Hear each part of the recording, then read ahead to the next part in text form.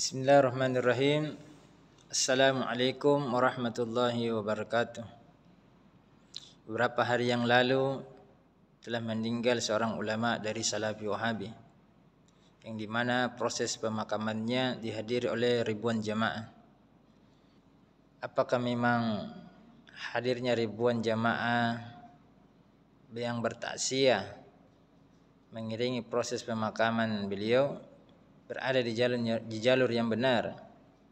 Tentu kita akan dengarkan sebuah tanggapan dari ulama yang sudah terpercaya keilmuannya dari Ahlus Sunnah wal Jamaah. Kita mendengarkan apa tanggapan beliau. Ini ada pertanyaan lagi. Kemarin ada tokoh Wahabi meninggal. Betul ada ya, tokoh Wahabi meninggal. Dan jamaah yang bertakziah ribuan. Bahkan ada tokoh imam dari Mekah hadir pada waktu pemakaman. Bagaimana menanggapinya? Apakah dengan banyaknya yang bertakziah menjadikan orang tersebut berada di jalan yang benar?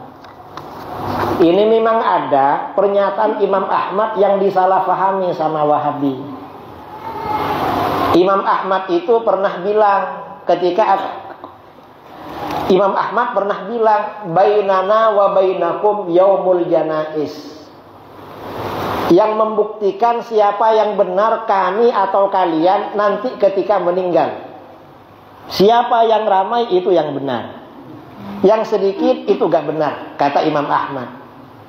Nah, ini yang disampaikan Imam Ahmad ini gak bisa difahami secara literal, secara zahir. Karena kalau dipahami secara literal, rusak pemahaman ini. Mengapa? Ada ulama Wahabi di Mekah, Syekh bin Baz meninggal, Syekh Utsaimin meninggal, Syekh Bakar bin Abdullah bin Zaid meninggal, Syekh Albani di Yordan meninggal. Ini yang takziah ramai. Ya ramailah. Lalu kemarin katanya ada tokoh Wahabi yang takziah ramai, ribuan. Ini dibandingkan dengan Khomeini kalah. Khomeini di Iran, Syiah yang dikafirkan sama Wahabi, ketika meninggal yang ngantar ke kuburannya 10 juta. Kalau perkataan Imam Ahmad diartikan secara literal, berarti Syiah paling benar. Gak bisa begitu, gak bisa. Kalau diartikan begitu, gagal paham namanya. Maka bagaimana cara memahami? Cara memahami ini harus dibaca dari background Imam Ahmad, latar belakang Imam Ahmad dan kondisi pada waktu itu Imam Ahmad bin Hanbal. Gimana? Pada masa Imam Ahmad bin Hanbal ini ada konflik antara Ahlus Sunnah dengan Mu'tazilah. Mu'tazilah memaksakan akidah kemakhlukan Al-Quran melalui kekuatan penguasa. Imam Ahmad yang menjadi gawang pembela ajaran Ahlus Sunnah wal Jamaah bahwa Al-Quran bukan makhluk. Karena melalui penguasa sampai Imam Ahmad dipenjara oleh penguasa pada waktu itu. Dan orang-orang Mu'tazilah ini merasa karena didukung oleh penguasa, lalu tokoh-tokoh Ahlus Sunnah dipenjara, sebagian juga dibunuh pada waktu itu. Orang-orang Mu'tazilah merasa pasti Mu'tazilah ini diikuti oleh mayoritas masyarakat. Imam Ahmad bilang, bainana wa bainakum yaumul janais. Buktinya nanti kalau kita meninggal, siapa yang banyak?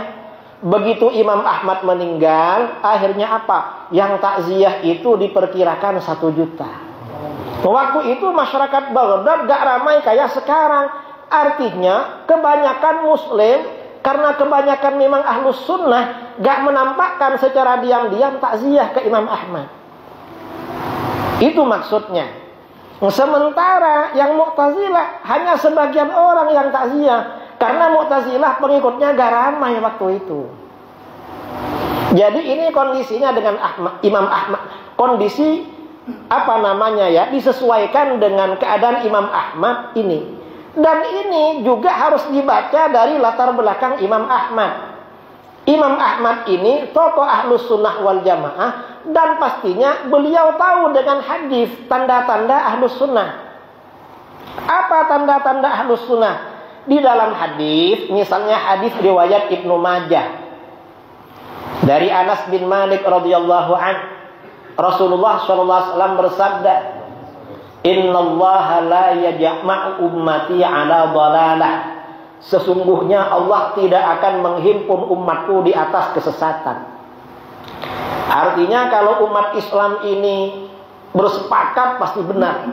Ini namanya ijma. Jadi kalau bersepakat pasti benar, namanya ijma. Kalau enggak sepakat, fa idza ra'aitum ikhtilafan fa 'alaikum bis-sawadil a'wam.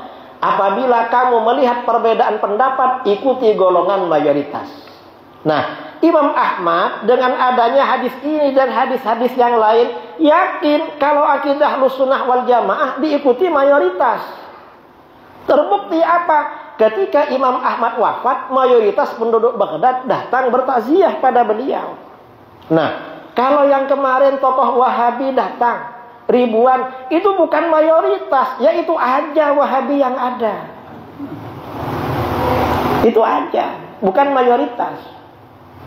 Mayoritas umat Islam tetap Ahlus Sunnah wal Jamaah, enggak ikut Wahabi. Enggak. Jadi itu cara memahami. Bukan berarti kalau ada tokoh Syiah lalu yang hadir ke jenazahnya 1000, lalu ada Kiai Aswaja atau NU yang hadir 200, berarti Syiah yang benar. Bukan itu yang dimaksudkan oleh Imam Ahmad. Tetapi konflik yang terjadi pada masa beliau. Karena Imam Ahmad memang berada di garis depan Ahlus Sunnah wal Jamaah. Karenanya ketika wafat, masyarakat ini berbondong-bondong takziah pada beliau. Dan itu mayoritas yang berbondong-bondong.